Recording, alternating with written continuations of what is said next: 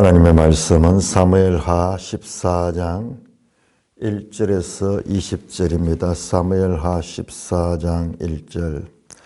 수르야의 아들 요압이 왕의 마음이 압살롬에게로 향하는 줄 알고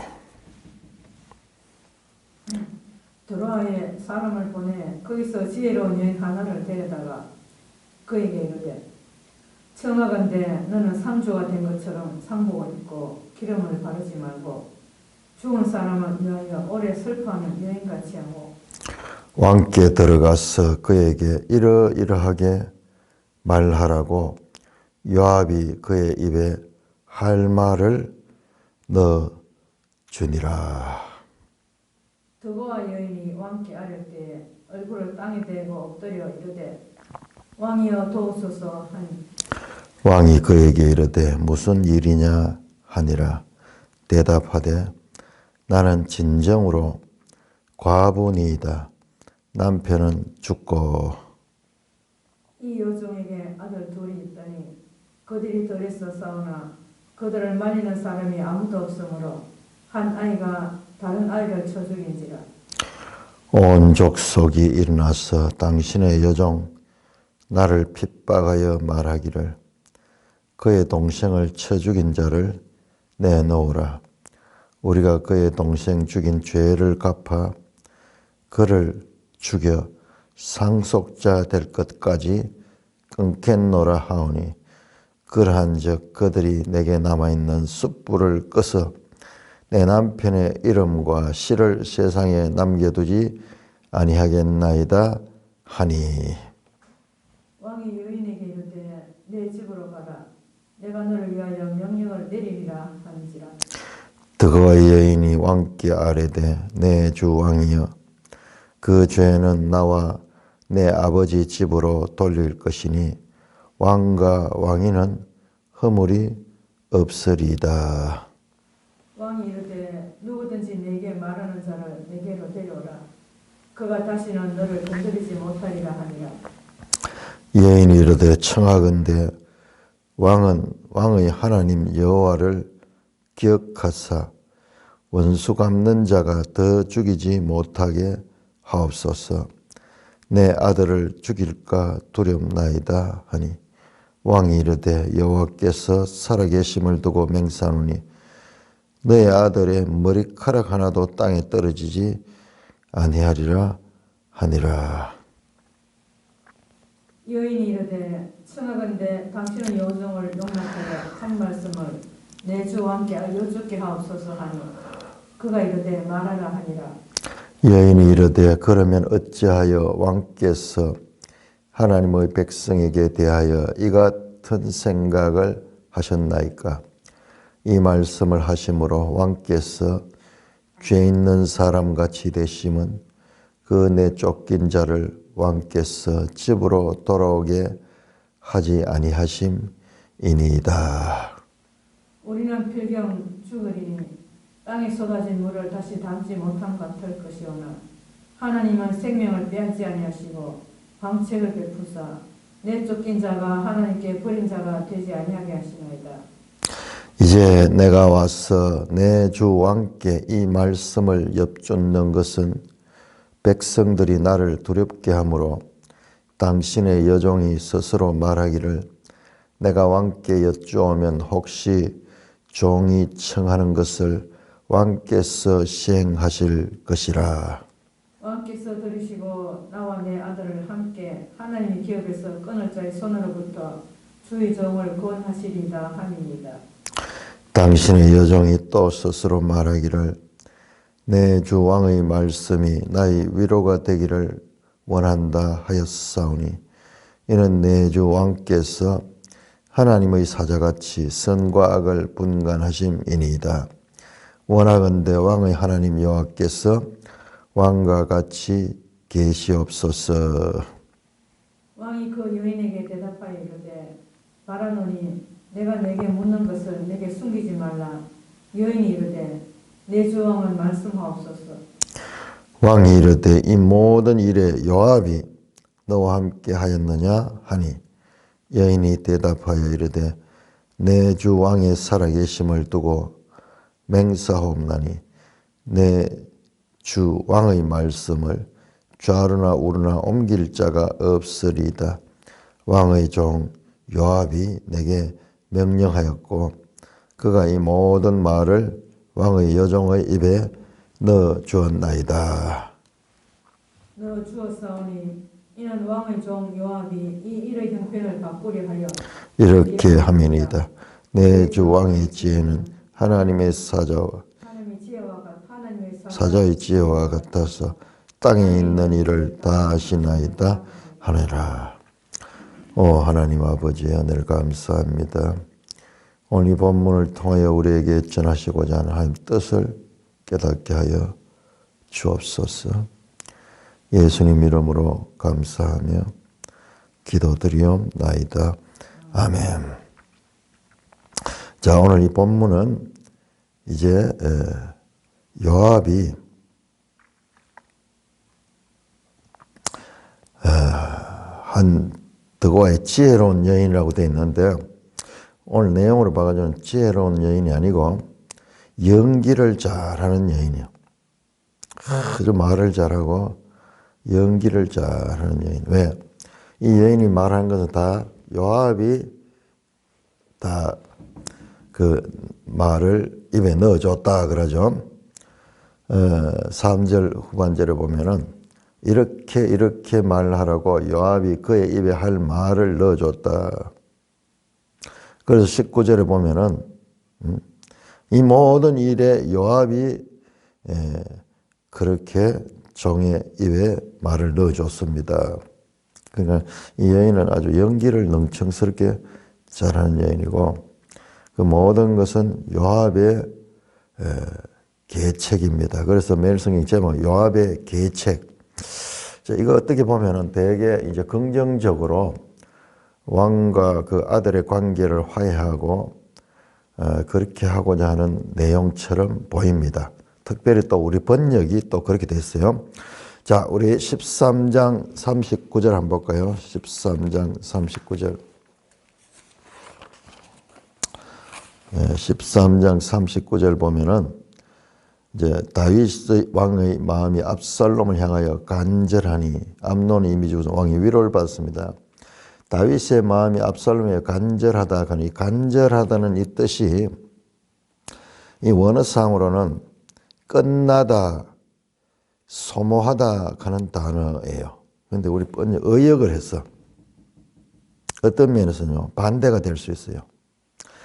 압살롬에 대한 그 아들로서의 압살롬에 대한 정이 이제 다 했다 하는 거예요. 정이 소진되었다는 뜻이에요. 자, 그러면 오늘 14장 1절에 보면 또 안 맞잖아요. 14장 1절에 보면은 이 요압이 왕의 마음이 압살롬에 향하는 줄 알고, 자, 요것도 향하는 줄 알고 하는 이 향하다 하는 말은 이것도 의역이에요. 대항하다는 거예요. 대항하다. 압살롬에 대항하다. 만약 이 뜻대로 되어 있다면은 왕이 압살롬을 간절히 사랑하고 또 그 압살롬을 그리워하고 이런 것 같으면은 요압이 바로 이야기하면 돼. 이 드고아의 여인이 와서 이렇게 연기를 할 필요가 없어요. 그러니까는 우리가 요압이라는 인물을 아주 주의 깊게 봐야 돼요. 그리고 이 압살롬이 그렇게 보고 싶었다면 압살롬이 돌아와서 이제 바로 이제 화해가 돼야 되는데 내용을 보면은 오늘 안 나오지만은 2년 동안 압살롬을 보지 않습니다. 같은 예루살렘에 있습니다.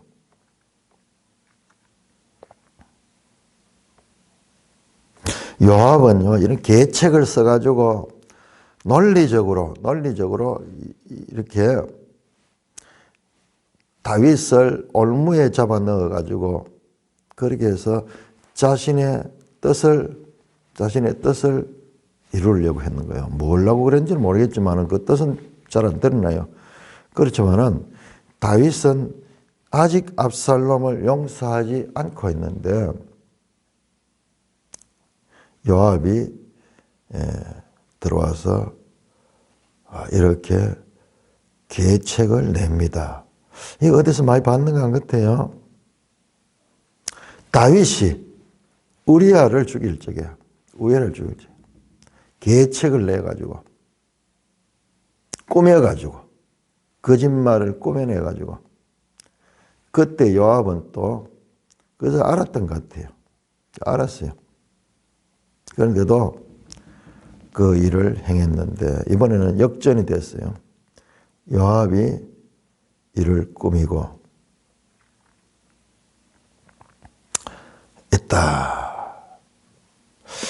자, 우리가 이 요압이라는 인물에 대해서 우리가 주의해서 봐야 되는 것은 이 말을 표면적으로 그대로 볼 수 없는 것. 그러니까 이 사무엘하에 나오는 내용들은 그런 그 인간들이 가지는 그런 우리 앞에서도 봤죠. 압살롬이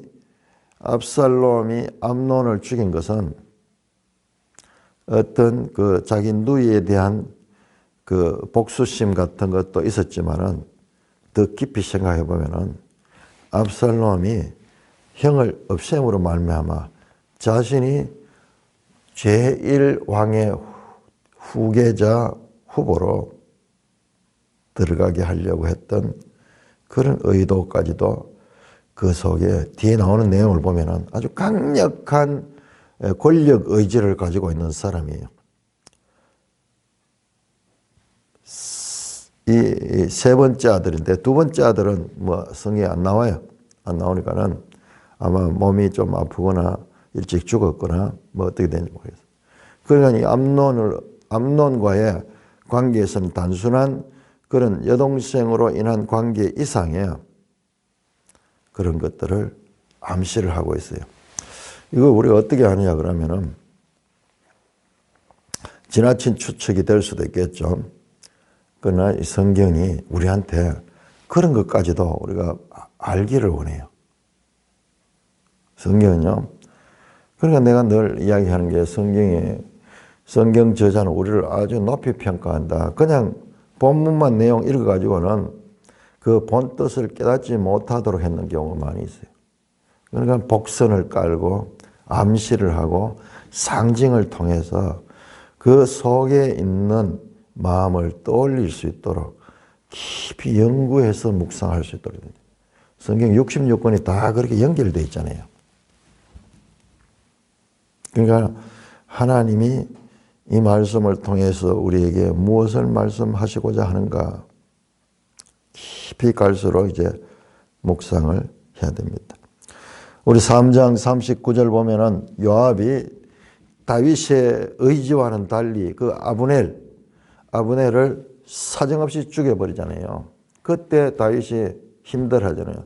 이 수로의 아들들을 내가 제어할 힘이 없다 그래요. 자, 우리 18장도 한번 볼까요?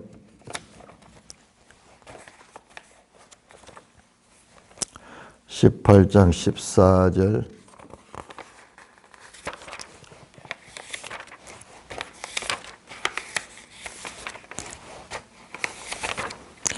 (18장 14절 15절도) 보면요. 요압이 이르되 나는 너와 같이 지체하였다. 압살롬을 죽일 때 요압이 압살롬을 죽입니다. 나중에 요압의 무기든 청년 10명이 압살롬을 에워싸고 쳐죽이냐. 요압이 살아있는 압살롬의 심장을 찔러버려요. 다윗은 이 아들을 죽이는 것을 원치 않았어. 그래서 한 병사가 그 압살롬을 죽일 수 있지만은 죽이지 못해. 마치 과거 다윗이 사울 왕에게 했듯이. 그런데 요압이 죽여라 그러니까 안 죽이니까 자기가 가지고 그 심장을 찔러 죽여버리고. 요압은 우리 성경에서 아주 캐션마크의 인물입니다. 요압을 액면 그대로 그렇게 봐서는 안 돼. 그러니까 뭐냐 그러면은 또 인척과 수르의 아들이니까 인척간에다가 그다음에 왕을 가지고 지금 자신이 운전하고 있어요.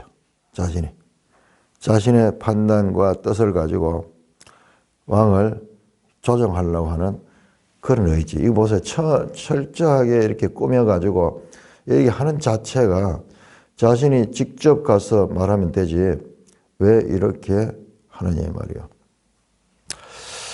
자, 본문을 보니까 수레의 아들 요압이 수라의 아들. 그건 17장 25절 보시면은 보통 수레야의 아들 그러면 수레야가 아버지일 수가 있는데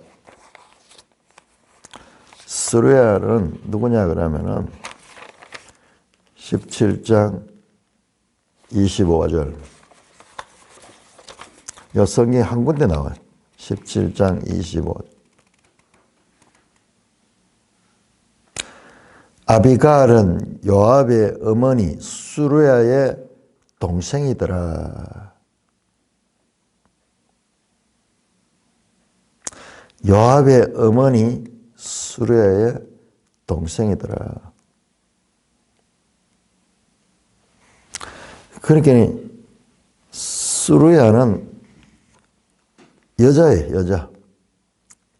요압의 아버지가 아니고.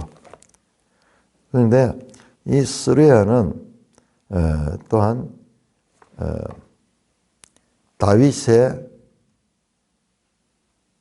누님이 되죠. 다윗의 누님이에요. 그러니까 자세히 알고 보면은 이런 가족까지 다 보이는 거예요. 우리 이거 이렇게 자세히 안 보면은 그냥 뭐 여러 인물들 같지만 사실상 다 이렇게 가족들이 연결되어 있다는 걸 알게 됩니다.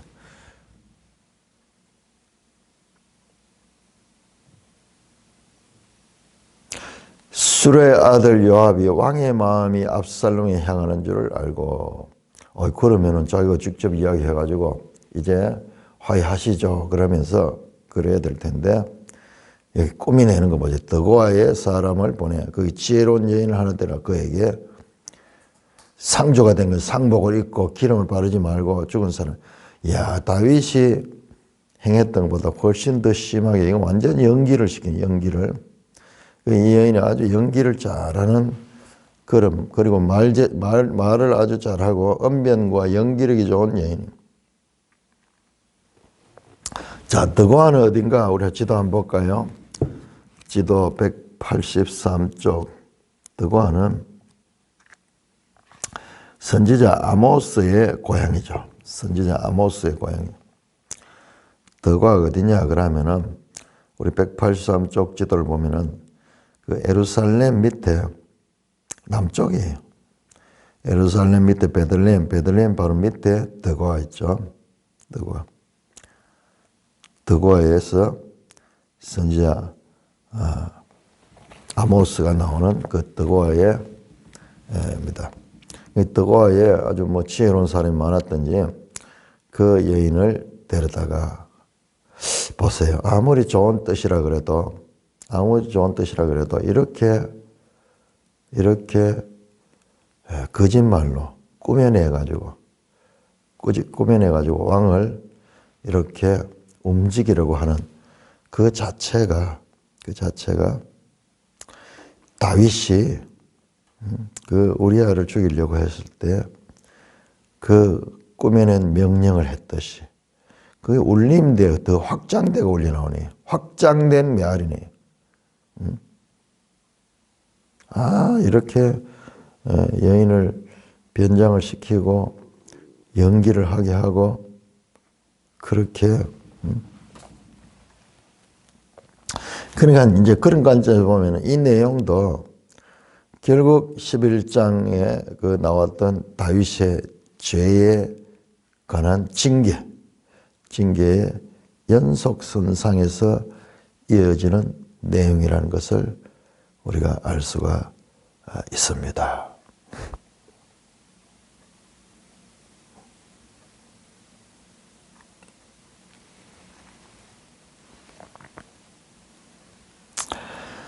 드고아의 여인이 왕께 아릴 때 얼굴을 땅에 대고 엎드려 이르되 왕이여 도우소서. 그러면서 아들 둘이가 있는데 아들이 서로 싸우다가 아무도 없는 곳에서 한 아들이 한 아들을 죽여버렸습니다.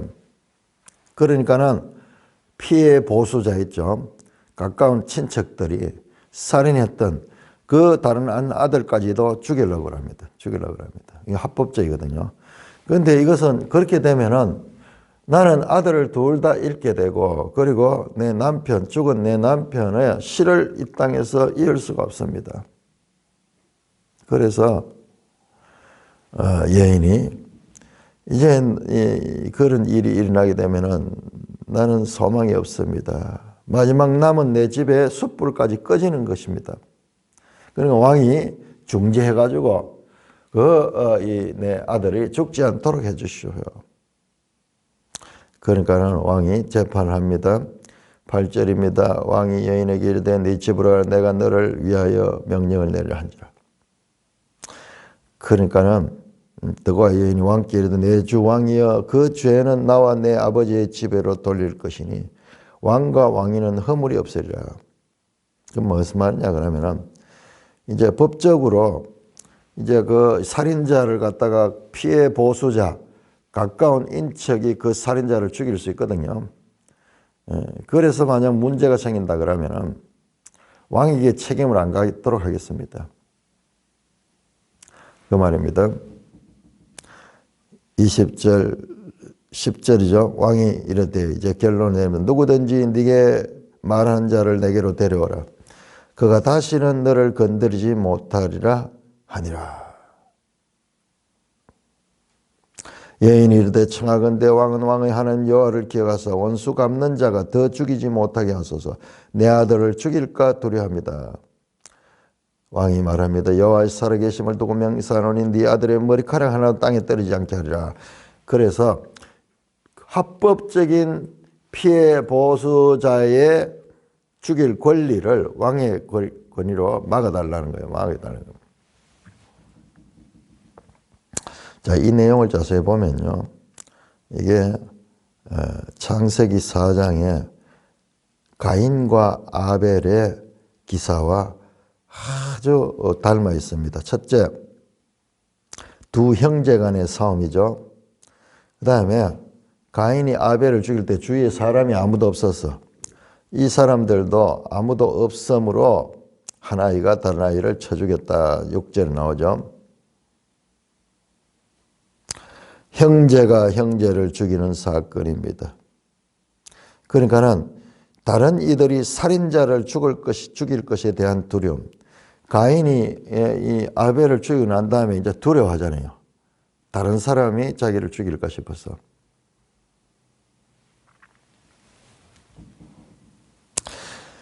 이 살인자의 생명을 구하기 위해서 이 권위 있는 자가 개입하는 게 다윗이 이제 그와 같은 피해 보수를 하지 못하도록 개입하게 하죠. 하나님이 개입합니다. 하나님이 가인에게 아무도 손을 대지 못하도록 보호해 줍니다.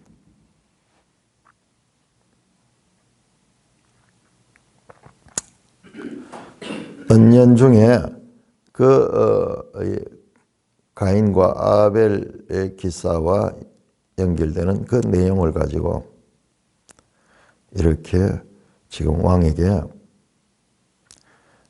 판결을 구합니다. 그리고 왕이 네 아들을 죽이지 못하도록 그렇게 하겠다. 그렇게 합니다. 자, 12절. 이제 끝이 났는데 여인이 이르되 12절에 청하건대 당신의 여정을 용납하여 한 말씀을 내 주 왕에게 하게. 이제 본론이 나오는 거죠. 여인의 본론이 나옵니다. 청하건대 당신의 여정을 용납하여 한 말씀을 내 주 왕에게 여쭙게 하니 거기서 말하라 하니 여인이 이르되 그러면 어찌하여 왕께서 하나님의 백성에게 대하여 이 같은 생각을 하셨나이까? 이 말씀을 하심으로 왕께서 죄 있는 사람같이 되시면 그 내 쫓긴 자를 왕께서 집으로 돌아오게 하지 아니하심이니이다. 무슨 말이에요? 이거 지금 무슨 왕도 방금 왕이 그렇게 판결했지만 왕이 그런 판결에 반하는 그런 죄를 짓고 있다고 그렇게 말하는 거예요. 거기 보세요. 13절에 왕께서 죄 있는 사람같이 되시면 그 내 쫓긴 자를 왕께서 집으로 돌아오니까 압살롬을 이야기하는 거죠. 그런데 사실 이 여인의 말을 자세히 보면요, 지금 정확한 사실을 말하고 있지 않아요. 압살롬은 왕에게 쫓겨간 자가 아니에요. 스스로 도망간 자예요. 스스로 도망간 자. 그리고 이 여인이 하는 말처럼 아무도 없을 적에 그 남편을, 그 아들을 죽인 게 아니라 2년 동안 준비해 있다가 여러 왕자들이 보는 앞에서 죽였습니다.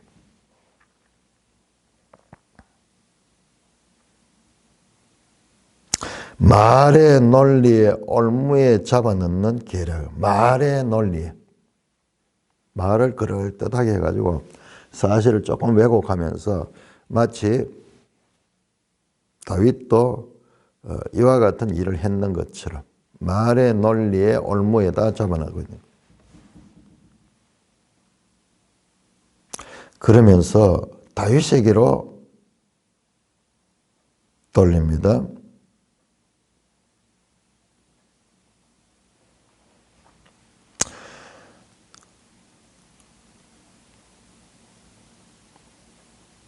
(12장 7절에서) 우리 12장 7절 한번 볼까요?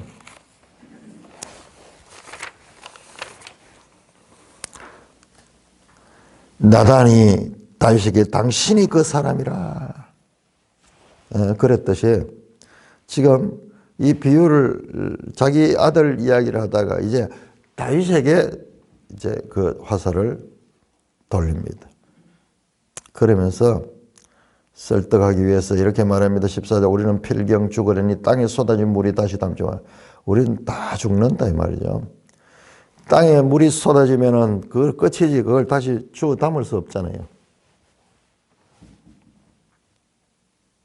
우리 인생은 다 죽습니다. 하나님은 생명을 빼앗지 아니하시고 방책을 베푸사 내 쫓긴 자가 하나님께 버림받아 되지 않게 하시나이다. 하나님까지 덜 먹이면서 그 쫓겨난 그 아들을 다시 데려오라는 그 말이죠. 왕의 판결대로 왕 자신에게도 자신의 아들들에게도 그렇게 행하시라는 말합니다.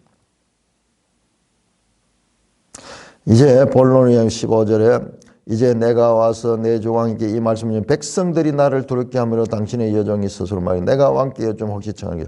백성들도 내가 말하는 이런 여론입니다. 여론입니다. 그래서 내한테 이런 말을 하라고 했다. 뭐 그런 이야기까지 이렇게 합니다.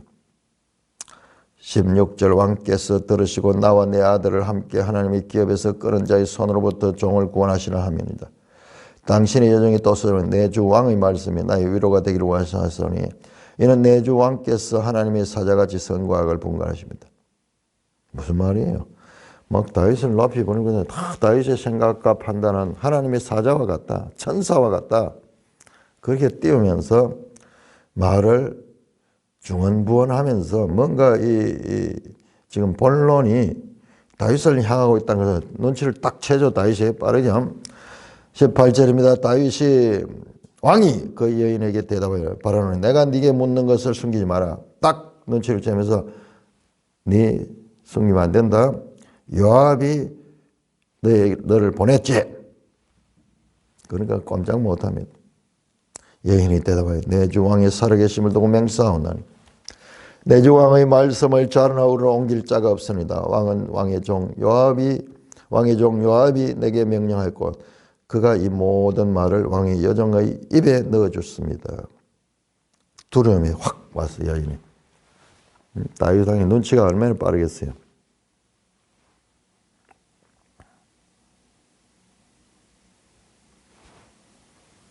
이는 왕의 종 요압이 이 일의 형편을 바꾸라 하여 이렇게 했습니다.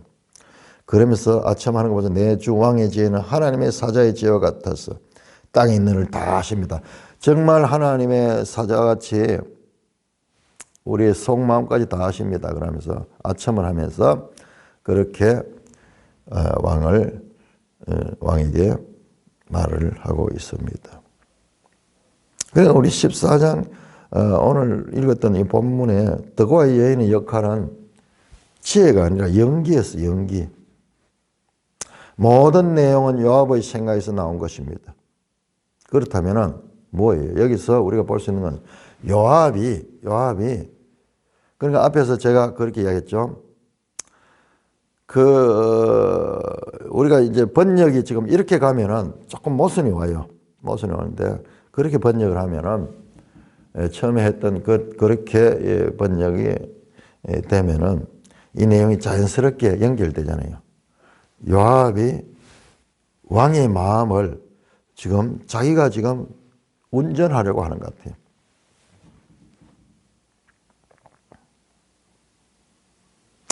여인은 요압의 뜻은 왕에게 불리한 상황을 바꾸려는 선한 의도로 이 일을 계획했다고 두둔합니다. 좋도록 하기 위해서 요압이 이런 지혜를 냈습니다. 요압이라는 인물은 만만한 인물이 아니죠. 계속 보면은 여기서는 다윗을 조정하려고 하고 때로는 다윗의 명령을 어기고 자기 마음대로 그렇게 하는데 보니까는 서로 간에 삼촌강이에요. 삼촌. 다윗이 손위일 수도 있겠다. 그죠? 그러니까 다윗이 외삼촌이 되죠. 그러니까는 그런데 이제 외사촌간인데 외삼촌 그러면은 다윗이 나이가 더 많을 텐데요. 나는 늘 거꾸로 생각했어요. 요압이 더 많을 것 같다 이렇게 생각했는데 왜 그런가 하는 짓이 다윗에게 뭐 때로는 순종하지만은 대체로 보면은 다윗을 뭐 좌지우지하려고 하는 그런 것도 지금 오늘 이 본문도 그런 연장선상에서 우리가 볼 수가 있습니다. 자, 우리 여기에서 한번 12장 24절 우리 한번 돌아가 봅시다. 12장 24절. 왜 그러나 그러면은 정말 중요한 내용을 우리가 여기서 우리가 논해야 됩니다. 12장 24절. 하나님께서 그 다윗이 범죄한 후에 엄청난 징계를 하시고 그리고 선지자 나단 선지자를 보내가지고 그 죄를 지적하고 용서를 선포하고 또한 그 결과 우리의 아내에게서 낳던 아이가 죽죠. 그러면 24절에 보면 다윗이 그의 아내 밧세바를 위로하고 그에게 들어가서 그와 동침했다. 그러니까는 아들을 낳는데 그 이름이 솔로몬이다. 그러니까 우리가 계산했잖아요. 최소한 여기 3년 안에서 일어난 일이라 그랬죠. 왜 그러나 그러면은 한 아이를 낳아가지고 그 아이가 지금 출생하는데 거기다 한 10달이 걸리고 그 다음에 그 아이가 살다가 또 죽고 그 다음에 새로운 아이를 임신하고 출산하고 여기까지 적어도 한 3년이 걸렸을 것이다. 그렇게 이야기를 했잖아요. 그래서 이 12장 사건을 그렇게 봤는데 근데 제가 그때 이야기를 했죠. 이 성경의 편집성을 봐야 된다. 편집. 이러면 우리 충격받습니다. 성경은 편집되어 있는 거예요. 사실 나열을 그대로 순서되는 것대로 한 거 아니에요. 내러티브.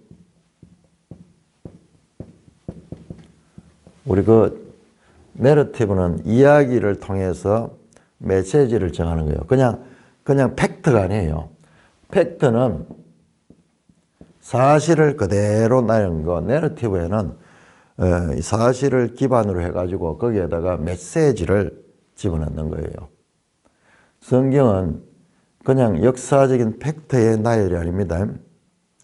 그래서 저 부분을 할 적에 내가 그렇게 계산을 하는 것에 조금 문제가 있을 수 있다. 이게 충격받습니다. 과거 내 같으면 엄청 충격받을 거예요. 왜냐? 이거 하나님 말씀이 편집이라 그러면은 꾸면 딱 하는 이야기잖아요. 하나님 말씀은 그 무오한 1.1획도 무한 하나님의 말씀인데, 자, 그거하고 이거 편집했는 거하고 이것은 충돌을 가지는 것 같은데, 그렇지 않아요. 그거 충돌 안 가집니다. 우리가 잘못 알고 있었던 거예요. 하나님의 말씀이 무오하다 할 때에는 그냥 사실 그대로 나열했다고 생각했기 때문에 그런데 그게 아니에요. 편집하되 하나님 뜻을 드러내는데 이 내용들이 편집되어서 있다는 거예요. 구성도 그렇잖아요. 예를 들어 역대기가 우리 성경에는 지금 앞에 있지만 사실상 역대기가 제일 끝에 있거든요. 구약 성경에. 역대기는 완전히 앞의 역사들을 다시 정리해가지고 그 포로에서 돌아온 그 세대들에게 이스라엘 역사를 가리키는 그런 의도를 가지고 기록된 거예요.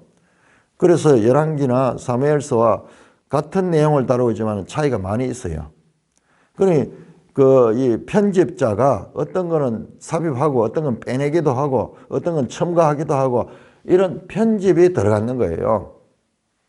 그냥 무식하게 하나님의 말씀은 오류가 없다. 그것만 가지고 있어가지고는 자유주의자들이 와서 이런 부분을 가지고 지적을 하면 오늘 지금 이런 그렇게 하면 얼마나 심각한 문제가 나오느냐. 이 말씀이 오히려 더 거짓이 돼요. 왜냐? 자, 솔로몬 한번 볼까요? 솔로몬 5장 한번 볼까요? 5장. 사무엘하 5장.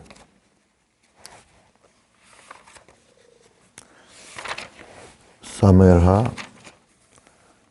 5장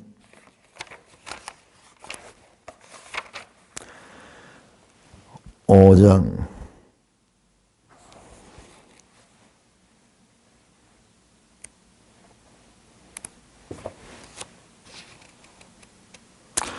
5장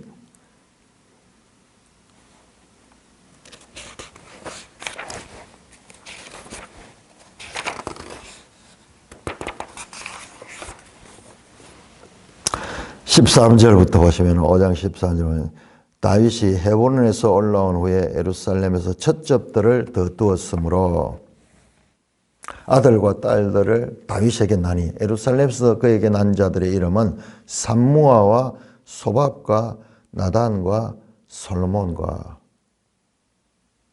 나오잖아요. 솔로몬 혼자 낳는 게 아니고 이 순서로 보면은 솔로몬은 한참 아래예요.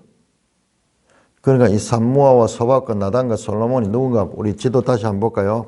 162쪽을 보시면은 다윗의 가계도를 보면은 지금 바세바의 소생이잖아요. 요 네 사람은 따로 딱 분리했죠. 그 다음에 이팔과 엘리수아와 네벡과 아비야와 엘리사마와 엘라다와 엘리벨렛 이 사람들은 구별되어 있습니다. 이 사람 다른 아내들에게서 낳았어요. 그래서 방금 불렀던 이 삼무아와 소박과 나단과 솔로몬 우리 지도를 보면은 바세바 소생으로 그렇게 구분이 되어 있어요. 그렇다면은 솔로몬은 바세바의 첫째 아들이 아니라 바세바의 넷째 아들이에요. 그러면은 만약 이게 사실이라 그러면은 지금 우리가 봤던 12장에서 솔로몬의 출생은 적어도 10년 후가 돼요. 10년 후. 그게 전쟁은 그러면 10몇 년 동안 계속 있었다 하는 그런 이야기가 돼야 되고 그렇잖아요. 이제 자유주의 신학자들은 이런 것을 들고 나오는 거예요. 성경이 잘못됐다. 말이 안 되잖아. 꾸며내다가 보니까 여기에서 지금 딱 걸려버렸잖아요. 딱 걸렸다. 이제 그렇게 보는 거예요. 그러면요, 우리가 그냥 무식하게 이 하나님의 말씀을 그냥 이 하나님의 말씀은 무오하고 꾸밈이 없는 거고 그런 식으로 믿고 있는 사람 경우에는요, 완전 막다른 골목에 드는 거예요. 그렇네. 안 맞잖아요.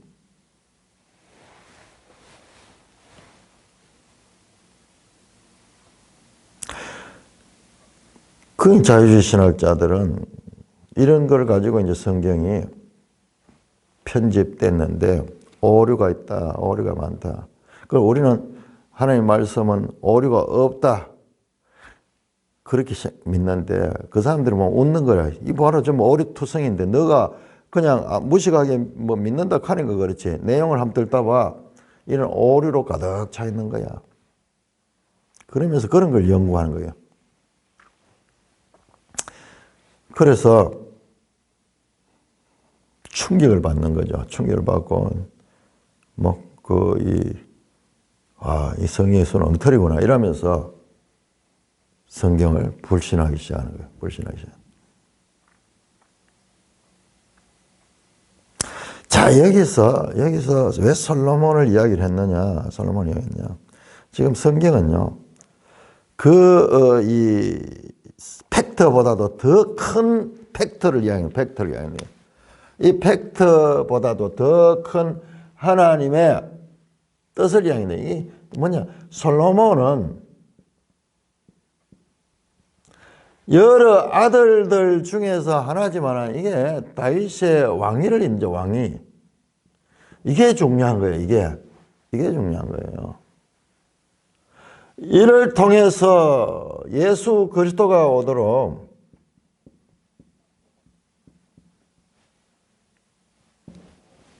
이 계보가 중요한 거지. 이 팩트가 중요한 게 아니에요. 팩트보다도 더 큰 하나님의 뜻이 더 중요한 거예요. 사실 팩트가 뭐 그렇게 되게 중요합니까? 팩트가. 자, 팩트를 중요하다고 다 가지고 이걸 있는 그대로 사실대로 다 기록한들 이 성경이 우리한테 무슨 의미가 있어요? 무슨 의미가 있겠습니까? 그러면 성경이 아무 의미 없어요. 팩트를 뛰어넘는 이와 같은 하나님의 뜻이 나타나는 거예요. 그렇게 보면은 여기서 솔로몬을 이야기하는 것은 시간적인 그런 걸 초월해 가지고 하나님께서 다윗 언약에서 약속하신 징계를 하되 그 왕위는 있게 할 것이라는 하나님 뜻이 이 죄 가운데서도 긍휼로 베풀어지고 있는 사건인 거예요. 팩트를 초월하는 하나님의 뜻을 여기서 봐야 되는 거예요. 그냥 우리가 그냥 성경이 무오한 하나님의 말씀이다 그렇게 하면서 막 자유주의 신학자들을 비판하고 막 그러면서도요, 실제로 우리가 성경을 모르면은 이런 부분 딱 들어가지고 그런 게 성경에 많이 있어요. 그랬을 적에 판판이 깨지는 거예요. 기본 과학적인 것이 없는 자가 되는 거예요. 성경은 그 팩트를 초월하는 그와 같은 하나님의 뜻을 담고 있으는 건 성경이지, 그렇지 않고 그냥 정확한 팩트에 나열을 해가지고 그게 무슨 의미가 있고 하나님의 구속사와 무슨 관계 있어요? 하나님은 하나님의 뜻을 가지고 성경을 기록하고 있는 것입니다. 그러니까는 의미적 역사예요. 역사서는 성경의 역사서는 내러티브예요. 내러티브. 의미를 가진 역사. 근데 사실상 모든 역사가 다 그래요. 다. 역사는 어떤 이제 모든 역사를 팩트를 다 기록할 수 없거든요. 옷은 무슨 옷을 입었고 뭐 나이는 몇 살이고 뭐 그거 기록하다 보면은 메시지를 전할 수 없잖아요. 신문에 나오는 사실 보도로 가지고는 안 돼요. 성경은 하나님의 구속사예요. 구속사. 그러니까 솔로몬은 그런 면에서 중요한 인물이기 때문에 그런 겁니다. 그리고 3장 2절에서 5절에 보면 헤브론에서 낳은 아들들 있죠. 그러니까 지금 전부 다 여기에서 지금 사무엘 하에서 등장하는 아들들은 다 헤브론에서 난 아들이에요. 그러니까 예루살렘에서 난 아들과 헤브론에서 난 아들은 최소한 나이 차가 한 10년 정도 나요. 왜 그러나 하면은 헤브론에서 다윗이 7년 동안 통치했고, 그 다음에 예루살렘에서 33년을 통치를 했는데,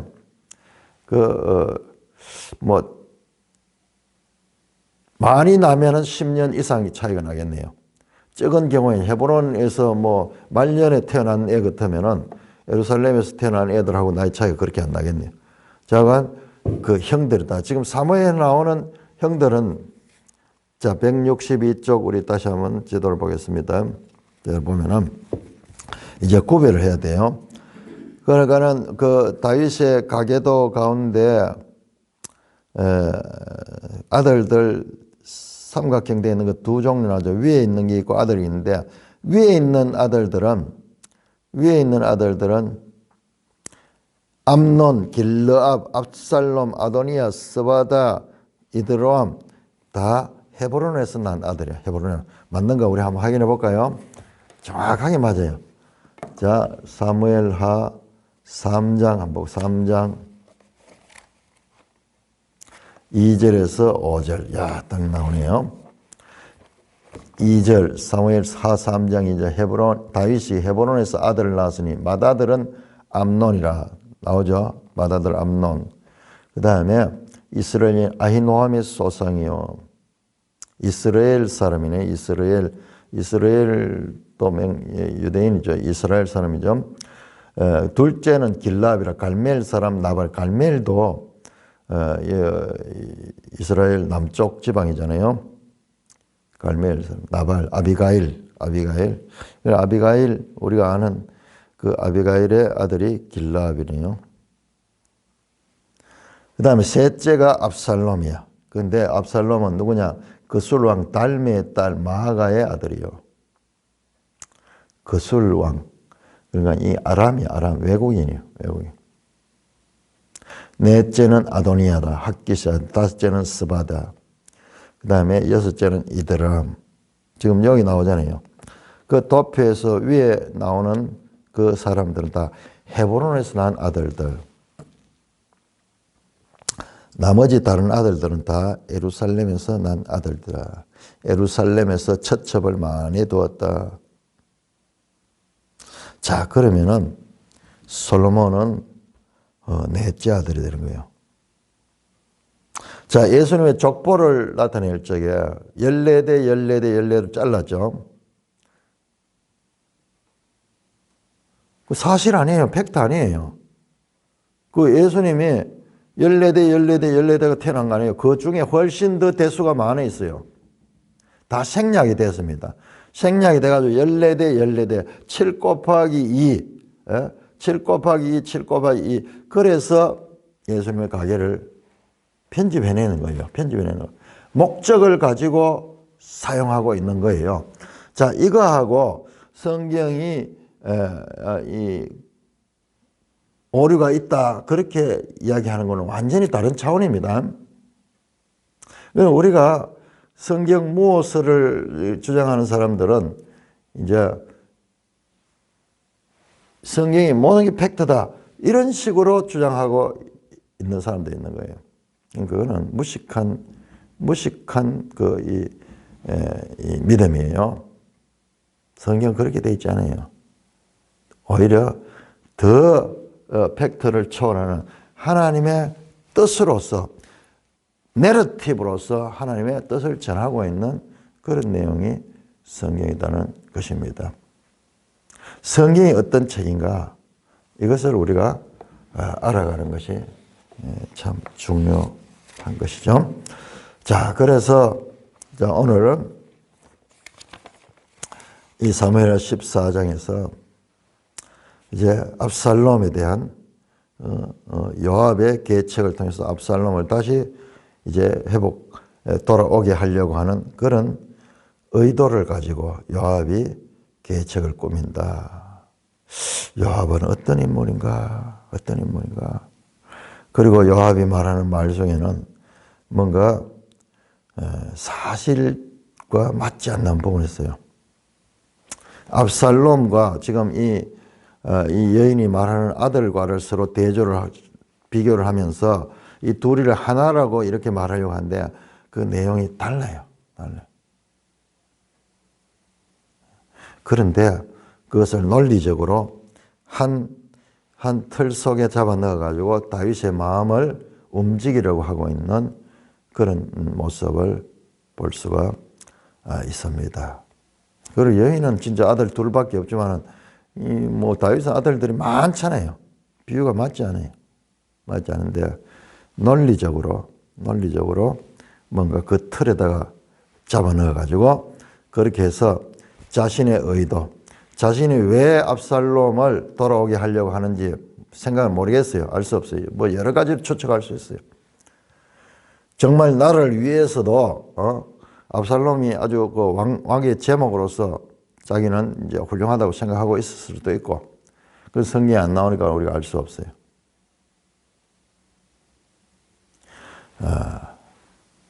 그러나 이런 계책을 꾸며서 왕을 흔들고, 그러니 지금 사무엘하에서 우리에게 보여주는 것은 인간 군상들의 죄인들의 이와 같은 모습들, 꾸며내고 속이고 거짓말하고 그러면서 죄를 은폐하고 뭐 이라고자 하는 이야기들이 꼬리에 꼬리를 물고 이어지고 있습니다. 음모, 그리고 자기 목적을 이루기 위해서 비수를 뒤에 숨기고 이를 갈고 있는 그런 모습들,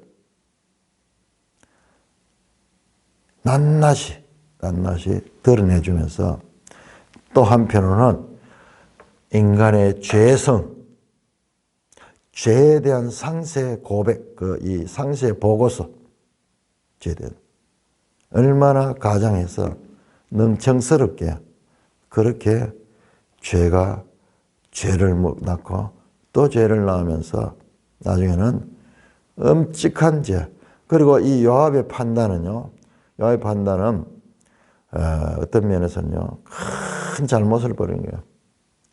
나중에 훗날에 이제 압살롬이 반역을 해서 이 나라를 위기로 모는 그와 같은 지금 일을 지금 하고 있는 거예요. 요압은. 자신의 생각이 결론적으로는 거기까지 연결됩니다.